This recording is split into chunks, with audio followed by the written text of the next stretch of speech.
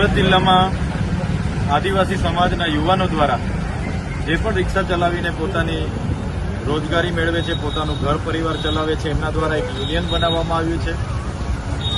એ આદિવાસી union, રિક્ષા યુનિયનના તમામ સાથીઓને હું અભિનંદન આપું છું અને અમે પૂરેપૂરું અમારું સમર્થન આપીએ છીએ.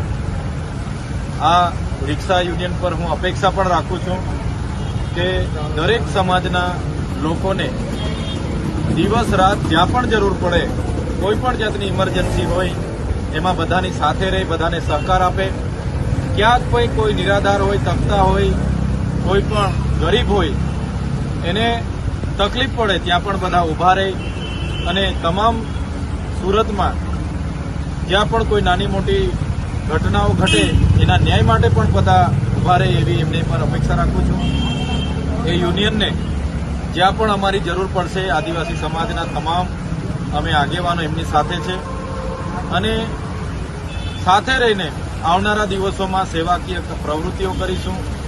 એમના પરિવાર સાથે, આદિવાસી સમાજ સાથે, સુરતની જનતા સાથે અને ગુજરાત તેમજ દેશની જનતાની સેવા, સારામાં સારી સેવા રિક્ષા યુનિયન પૂરી પાડે એ જ અપેક્ષા સાથે આજે અમે એ રિક્ષા યુનિયનના તમામ સાથીઓની મુલાકાત કરી છે. એમને મળ્યા છે ત્યારે ઘણી રિક્ષાના સાથીઓ અહીંયા ઉપસ્થિત થયા છે.